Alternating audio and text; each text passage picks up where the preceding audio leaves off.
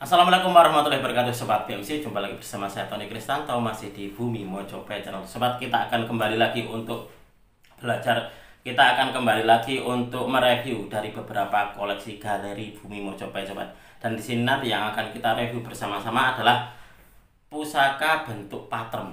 Nah, gini Sobat, ternyata di dalam dunia tosan aji, pusaka pattern ini untuk di peminatnya ternyata banyak sekali.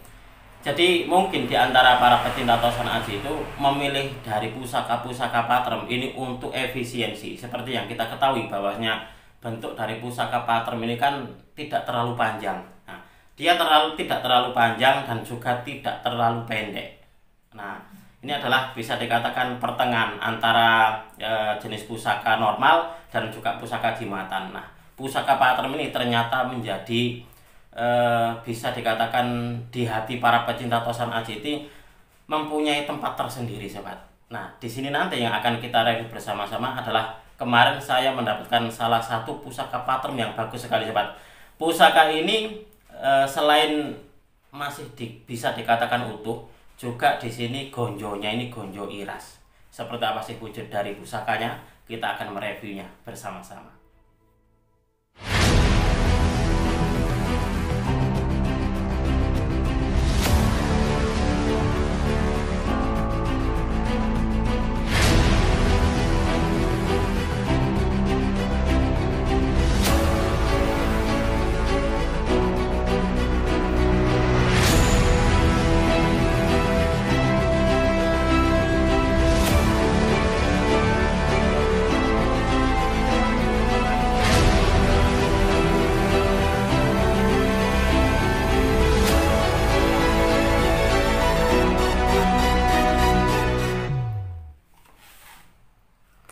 Baik, Sobat BMC, kita akan melanjutkan lagi untuk mereview dari pusakanya. Nah, di sini sudah saya persiapkan untuk di pusaka yang akan kita review untuk di episode kita kali ini.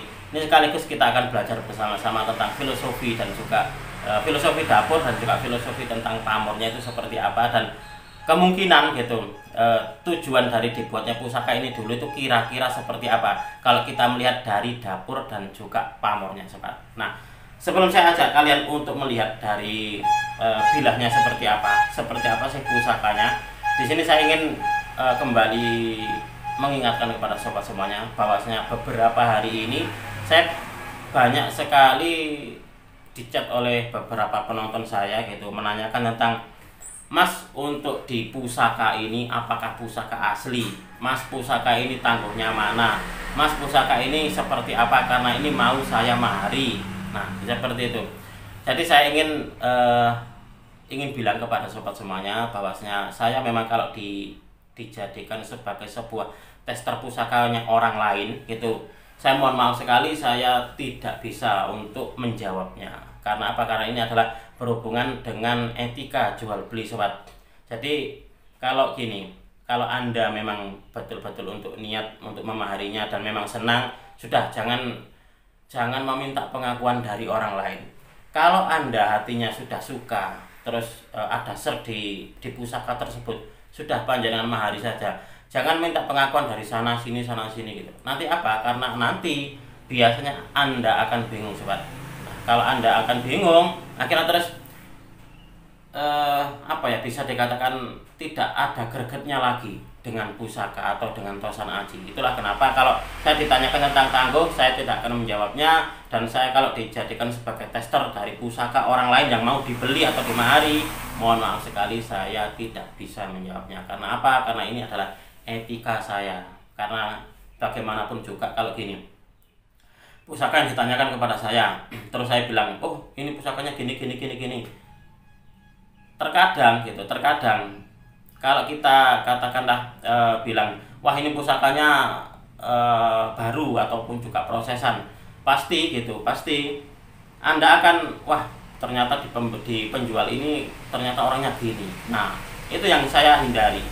Itulah kenapa saya gini, di dalam jual beli orang itu pasti gini, kita harus melihat dari orangnya tersebut, karena bagaimanapun juga orang tersebut penjualnya itu pun juga butuh barangnya laku. Masalah jujur atau tidaknya itu adalah urusannya mereka. Tapi kalau untuk di saya sobat, ingin menekankan kepada sobat, kalau memang ingin memahari sebuah pusaka, alangkah baiknya Anda tanyakan dulu kepada hati. Kalau memang hatinya srek, entah itu pusaka kemardikan, entah itu sepuh atau prosesan, kalau memang anda hatinya sudah suka, sudah dimahari saja. Jangan punya kebiasaan bertanya sana sini, membandingkan sana sini, tester sana sini. Kalau untuk saya pribadi itu kurang etis atau kurang elok di dalam kita mau memahari sebuah pusaka. Jadi kita seminimal mungkin gitu. Kalau memang kita sudah suka gitu, sudah dimahari saja. Karena untuk pengetahuan atau juga belajar dunia tosan aji itu memang tidak membutuhkan waktu yang instan. Jadi harus dibutuhkan waktu yang terus menerus. Saya pun mulai tahun 2012 sampai sekarang itu pun juga masih terus belajar. Apakah Mas Tony pusaka-pusakanya ini semuanya sepuh? Ya tidak semuanya. Terkadang saya pun juga suka dengan pusaka kamardikan. Kalau saya melihatnya, wah ini pusakanya bagus, meskipun kamardikan akan saya mahari. Karena apa? Karena memang saya pun juga harus belajar bagaimana sih membedakan pusaka yang sepuh, yang kamardikan itu seperti apa, yang kamardikan prosesan, lalu yang kamardikan ini koden yang kata teman-teman itu seperti apa. Jadi saya ingin menekankan sekali lagi kepada sobat, kalau Anda ingin bertanya sesuatu kepada saya, kalau dapur pamor akan saya jawab. Tapi kalau untuk masalah penangguhan dan juga tester dari pusaka orang lain yang akan dimahari, mohon maaf sekali saya tidak bisa menjawabnya. Itu seperti itu sobat. Oke, kita akan lanjutkan lagi untuk di pembahasan kita kali ini sobat. Nah, untuk di kali ini adalah pusaka pattern. Nah, ini kalau Anda melihat, ini untuk di warangkanya bukan warangka Jawa. Ini warangka Sumatera, warangka Melayu seperti ini sobat. Nah, bentuknya bagus loh. Ini saya dapatkan dari salah seorang rekan tosan aji saya dari daerah Jawa Barat. Saya lupa daerah mana, cuma dari daerah Jawa Barat ini. Ini setelah diserviskan warangkanya, akhirnya seperti ini. Awalnya ini juga kotor, tapi tidak terlalu kotor. Jadi mungkin di orangnya dulu memang agak terawat untuk di pusakanya, tapi gitu. Untuk di bilanya sendiri waktu itu memang ada beberapa karat. Itulah kenapa terus saya warangi sobat. Nah, kita akan mereviewnya bersama-sama, kita akan mengulas, kita akan kupas bersama-sama dapur yang akan saya tunjukkan kepada Anda. Coba saya akan tunjukkan ini seperti apa sih dapurnya.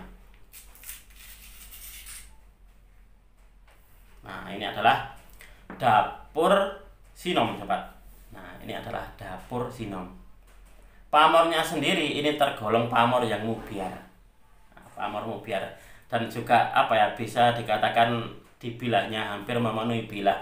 Tapi kalau untuk saya pribadi, sekilas memang kita melihatnya seperti kayak pedaringan kebak ataupun juga ngulit semongko. Nah, seperti ini. Tapi kalau kita lihat lebih detail dan juga lebih teliti sobat, ternyata di bagian pinggirnya ini ada semacam kayak garis. Nah, semacam kayak pamor tepen, semacam kayak pamor wengkon. Tapi wengkonnya di sini adalah wengkon isen. Dan untuk di garisnya sendiri sobat, ternyata ini gonjonya iras. Nah, ini gonjonya ini iras ini. Nah, ini sobat, ini adalah gonjonya, gonjo iras. Ini sangat luar biasa sekali ini. Saya kapan hari waktu tahu pusakanya, saya langsung wah, kayaknya pusaka ini bagus. Karena apa? Karena ini pusakanya masih tebal. Nah, kalau Anda melihat ini masih tebal ini sobat. Oke, mungkin untuk mempersingkat waktu, saya akan membalik kameranya sekaligus kita akan mengupas bersama-sama filosofi tentang dapur sinom dengan pamornya, pamor wengkon isen itu seperti apa, sebagai bahan kita untuk belajar bersama-sama dalam dunia tosan aji. Baik Sobat BNC, kita akan lanjutkan lagi. Nah, sebelum saya ajak Anda untuk melihat dari pusakanya, saya di sini ingin mengajak Anda untuk membuka di buku dapur Sobat tentang keterangan dari dapur Sinom. Nah, seperti ini. Ini adalah dapur Sinom dan juga dapur Sinom Worawari. Nah, bedanya di sini Sinom dan juga Worawari.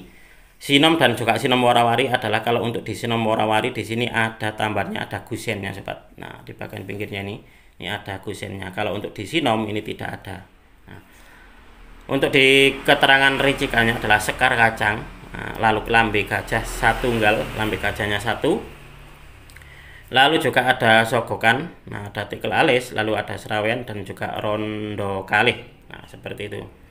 Nah, kalau di sini tidak ada jalan, padahal kalau kita melihat dari gambarnya di sini ada jalannya. Oke, kita akan melihat wujud dari pusakanya. Nah, ini adalah pusaka yang menjadi bagian dari galeri Bumi Mojopahit. Ini yang kapan hari saya dapatkan Sobat.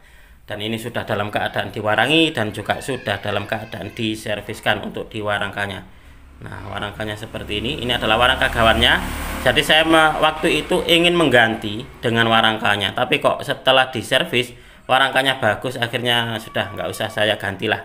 Karena apa? Karena memang warangkanya masih bagus seperti ini Sobat. Ini masih layak untuk dijadikan sandangannya.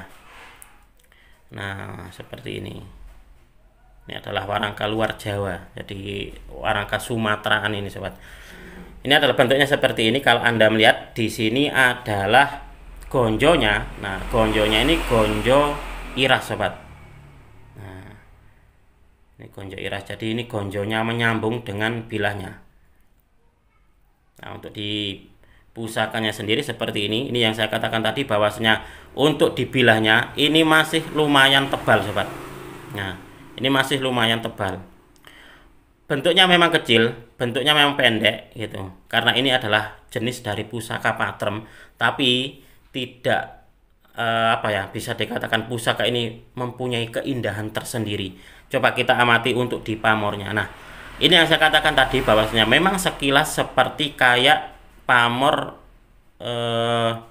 pedaringan kebak karena ini memenuhi dari bilahnya.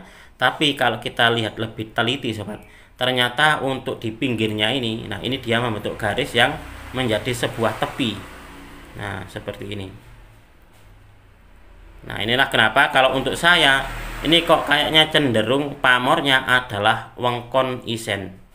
Nah, ini wengkonnya atau pamor tepennya, dan di bagian dalamnya ini ada pamor lain yaitu pamor kalau ini di sini saya melihatnya kayaknya pamor ngulit semongko untuk di isennya ini Sobat.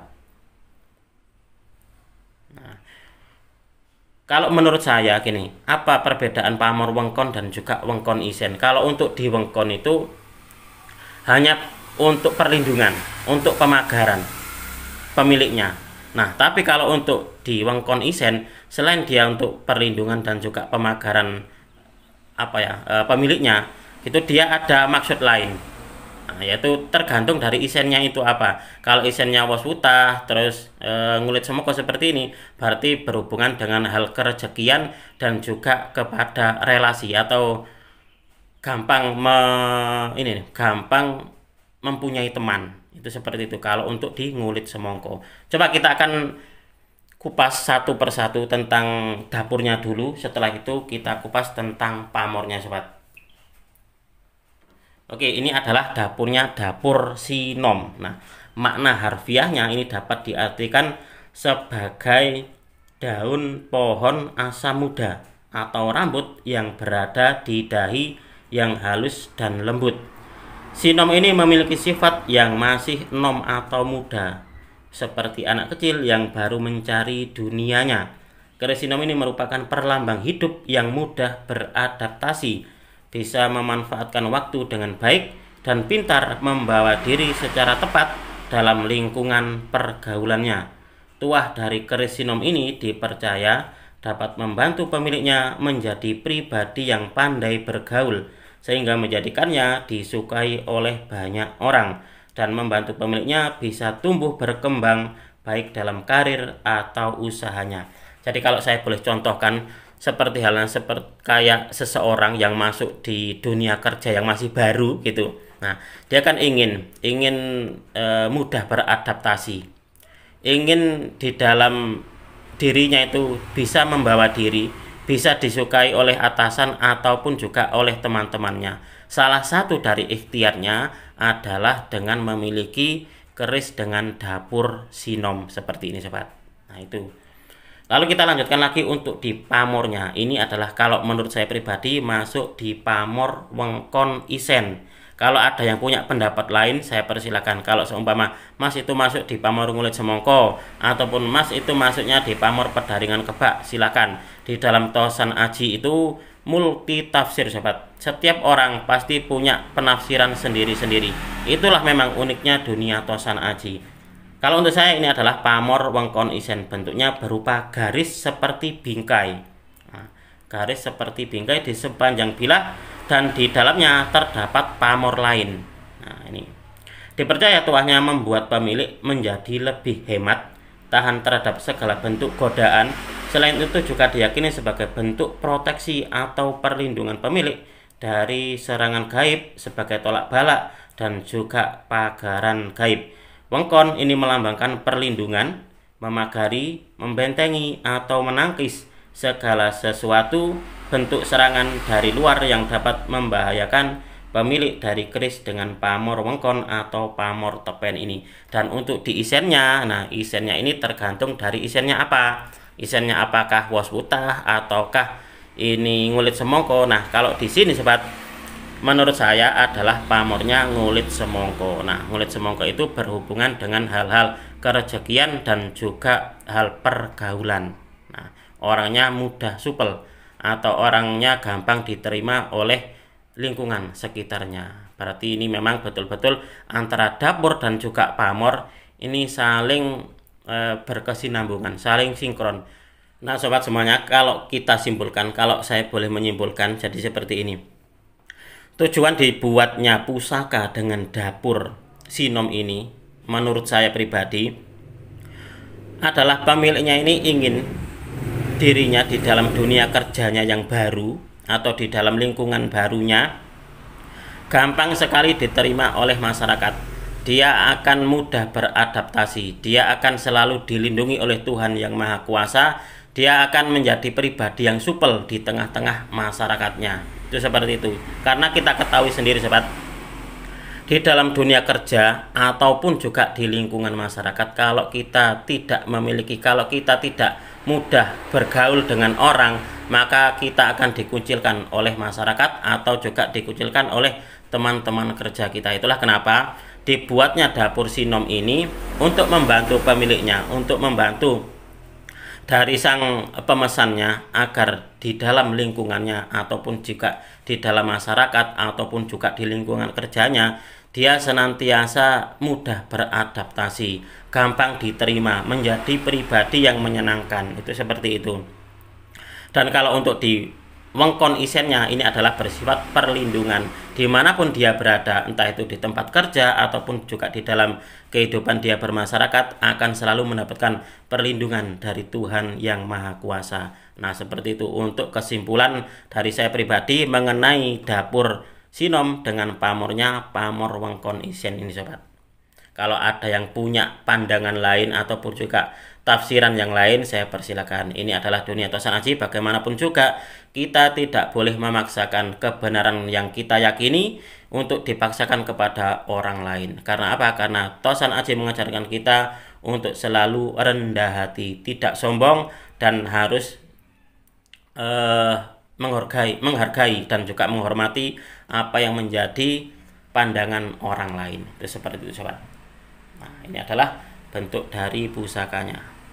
Nah, kalau untuk di gonjo iras ini, bahkan saya juga pernah menemukan sebuah artikel gonjo iras atau pusaka dengan gonjo iras seperti ini bisa juga dipakai sebagai pusaka tindih atau pusaka yang dapat menetralisir dari sesuatu yang negatif dari pusaka lain ataupun juga dari lingkungan, mungkin seperti itu. Tapi kalau di dalam dunia tosan aji adalah untuk menetralisir dari sifat negatif atau sesuatu yang negatif yang ditimbulkan dari energi pusaka lain. Itu seperti itu sobat. Oke sobat, mungkin untuk di video ini cukup sekian. Saya berterima kasih sekali lagi kepada Anda yang sudah menonton video ini mulai awal hingga akhir. Saya tidak akan bosan-bosan untuk selalu mengajak Anda untuk mengenal, mencintai, merawat, dan melestarikan Tosan Aji Nusantara. Janganlah pernah takut untuk menggeluti dunia Tosan Aji. Jangan pernah takut untuk mengenal dunia Tosan Aji, karena kita adalah pewaris dari budaya ini. Karena kalau bukan kita, siapa lagi yang akan melestarikan budaya Tosan Aji ini sobat. Nah, apabila ada kesalahan dan juga ada kekurangan di dalam saya menyampaikan uraian ini tadi, saya memohon maaf yang sebesar-besarnya. Dari saya cukup sekian. Terima kasih dan wassalamualaikum warahmatullahi wabarakatuh. Rahayu, rahayu, rahayu.